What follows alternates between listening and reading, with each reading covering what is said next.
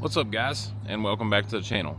Today we're going to be doing step 3 of building this iron. This is a very simple step.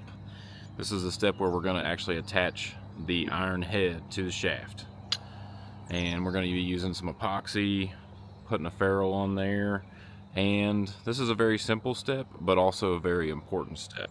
So usually the first thing I do when you get your iron cut down to length, so we got it butt trimmed, we got it tip trimmed, and next I just kind of slide the head on there, make sure we got a good solid fit. Feels good, there's not a lot of wiggle. And then the Callaway takes the collared ferrule, if you can see that. It's got that little collar sticking out on the end. If you happen to run into a situation where you ordered the collars and it doesn't take the collars, just grind them off. But really step 1 of step 3 is getting all the junk out of the iron head. So we got to grind all that stuff out of there. Well, brush it all out, sand it all out, whatever you want to call it. But I just use a drill and a little gun brush. This one was probably started out as like a 38 caliber or something, and it's been smashed down to pretty much a 22 now. But just gonna grind that in there, get all that old epoxy and old residue out, and get it as clean as we can, and then we'll clean it up with some acetone. So give me a second to do that.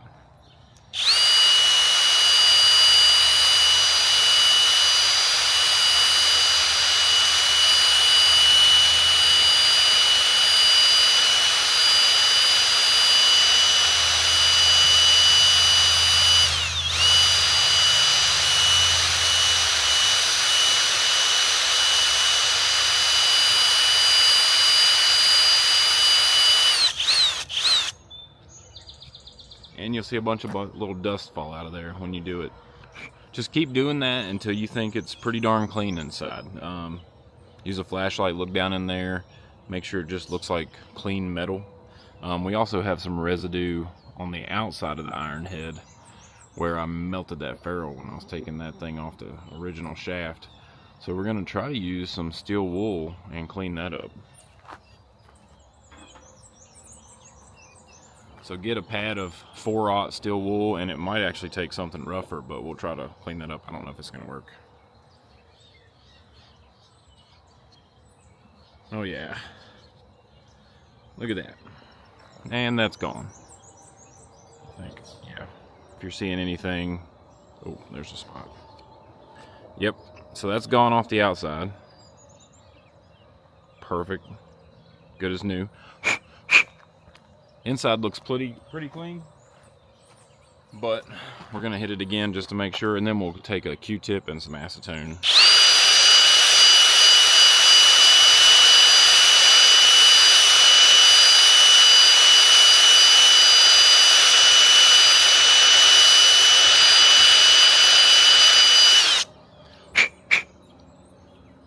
And we're looking pretty clean in there, so let's shine a flashlight down it real quick, see what we got. And I usually carry a pocket flashlight with me, but I don't know where it's at the moment. So, handy dandy cell phone. Pretty darn clean down in there, but we're gonna clean it out with some acetone. So get some acetone from your local hardware store. Walmart probably has it. You could probably use other stuff. I know some people use paint thinner. I've used paint thinner in the past, but everybody recommends acetone. It's so strong.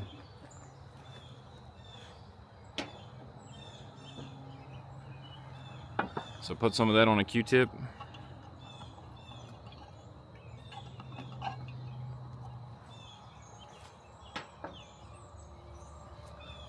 And just put the Q-tip down in the iron head, twist it around like you're cleaning your ear, and see what comes out of there. Oh yeah, look at that. All that old residue. So we're gonna keep doing that until we don't have anything on that Q-tip.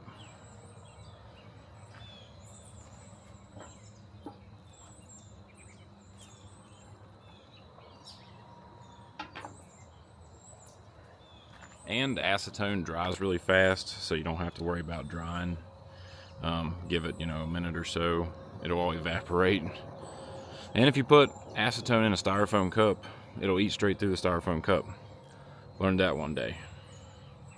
I was gonna pour me a styrofoam cup full of acetone and use it for, well, not full, but a little bit in the bottom of a styrofoam cup and use it for this.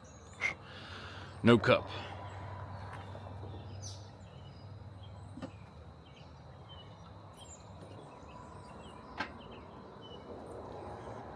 This might take more Q-tips than we have, but it's starting to look pretty clean. So the first Q-tip was completely dirty. Second one's starting to look pretty clean. And make sure you get good and clean, guys, because this is going to be what bonds the head to the shaft, and you don't want them to fly off. We've had that happen. The first set of irons I ever built, I didn't really rough up the shaft enough, and like 2 holes in, my 4-iron head got loose.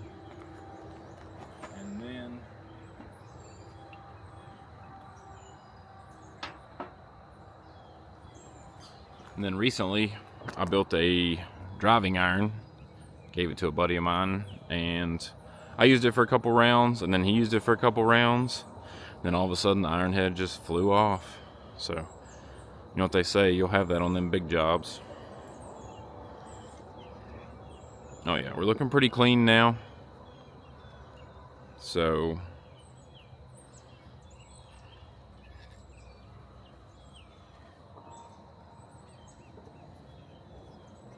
that should be good. Q-tip's coming out almost as clean as it is when it went in.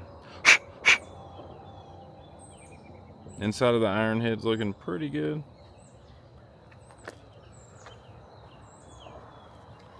So next step is take a Q-tip or a shop towel or something and clean off the end of your shaft again if it's been sitting around for a few days. Yeah, we're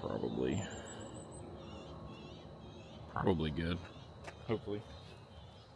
And we'll do one more Q-tip just because we have it.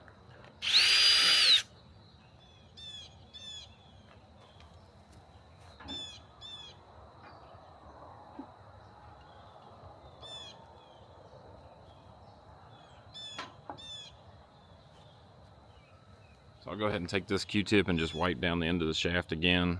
Get any dirt that might be on there from laying around in your building or whatever it's been doing. We want it to be a good as bond as possible. So then you got a little bit of dirt coming off of that.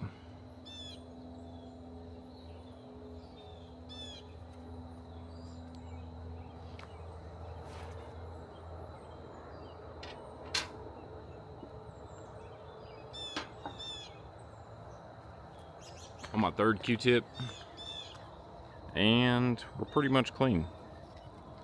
Inside's clean. Take a shop towel, dry it out. Doesn't have to be perfect, but you want it to be pretty darn good. Gonna be swinging this club hopefully about 90 miles an hour. I don't know, depending on the day. So got a shop towel, just wad it up as tight as you can.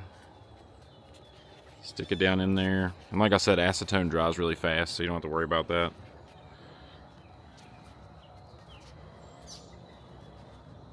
And then next we got to mix our epoxy. So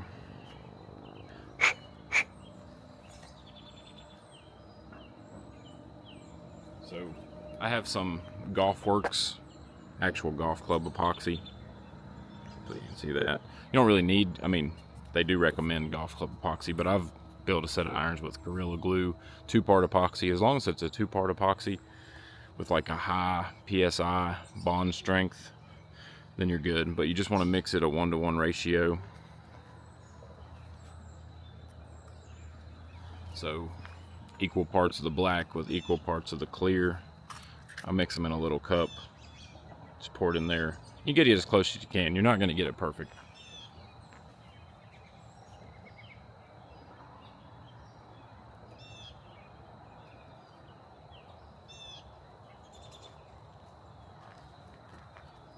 So just squeeze you a little bit into the bottom of this cup. I usually try to cover the whole bottom of this cup. You don't need a whole lot we're just building a 7-iron. If you're doing a whole set, you got to be fast, efficient. This stuff starts to get dry. This stuff gels in 25 minutes, but then it cures to playing strength in approximately 60 to 90 minutes. So if your iron breaks off and you got a tea time in 2 hours, go build you a new iron. So we got a little bit in the bottom of that.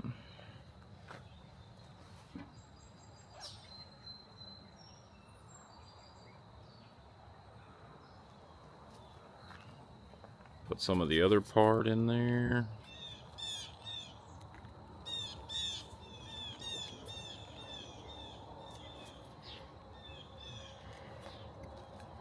Stuff is hard to get out of the container sometimes, but anyway.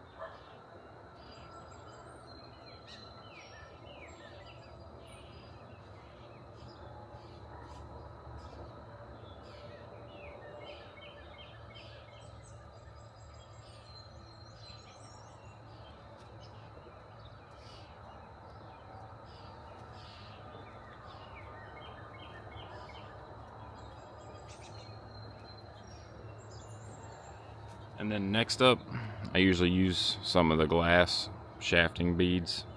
You don't really have to have them, but it helps the bond. Apparently roughs up in there, gives it a little bit something more to grab to. So I just put like a little dab in them.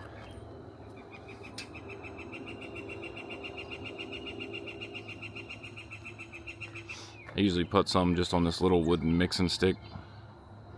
And that's probably about how much I put in there. So let's put some of that in there.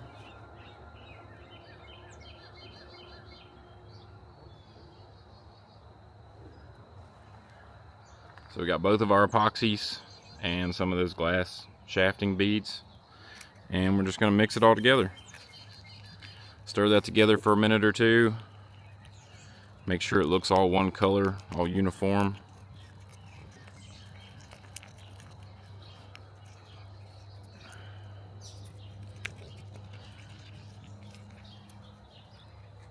That's what you're going to end up with, guys. You might end up, if you have a different brand of epoxy, might end up being clear, gray, blue, who knows. Mine's kind of like almost like a charcoal gray. So mix all that up, and here comes the fun part: building the iron head, or putting the iron head onto the shaft and the ferrule. The ferrule's something I always struggle with because ferrule's just kind of like a touch.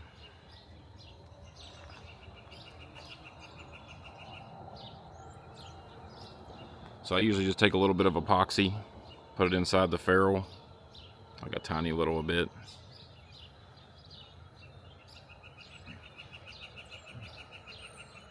Because you want the ferrule to stay connected to the iron head.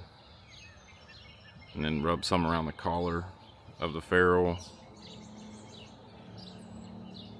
And we're going to slide the ferrule in there.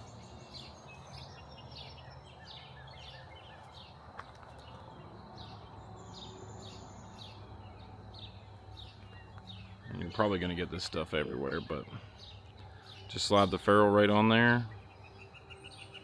You can use the iron head to tamp it down. So no epoxy in the iron head yet, just epoxy on the ferrule. And we're going to slide it down as far as it'll go. And some people will take their iron shaft and tamp it into the ground. That's good. good idea. As far as it'll go, kind of on pavement here, so I don't want to tamp it too much, but if you got like a wooden building floor or like a rubber mat or something, or like a wooden block. So ferrule's down as far as it'll go, and we just got to put epoxy on this part and in the iron head and put it on there.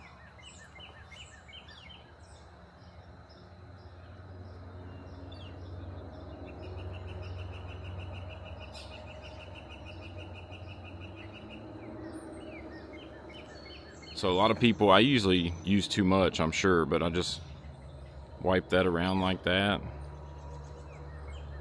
Let's see what we got here.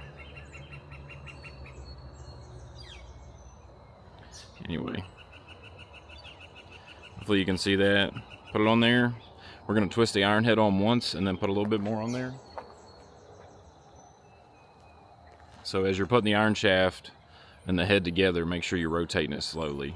Try to get a good epoxy spread layer in there.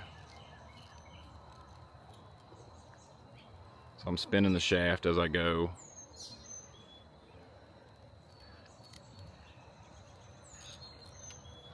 And we got a good little layer. And I'm going to put a little dab more.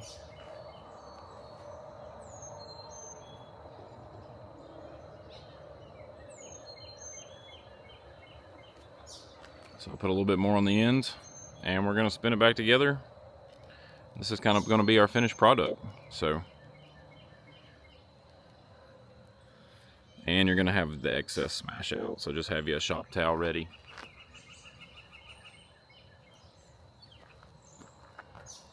Got some excess epoxy there. Just wipe all that off. And if you don't get it perfect, it doesn't matter. It can dry, and then you can just use the 4/0 steel wool to get it off. So that's it, guys. It's all bonded together. Not yet, but we got to let it set for about 90 minutes and then come back and make sure it's still together. So see you in step number 4, and step number 4 is going to be the last step, and we're just going to put a grip on it. So see you then.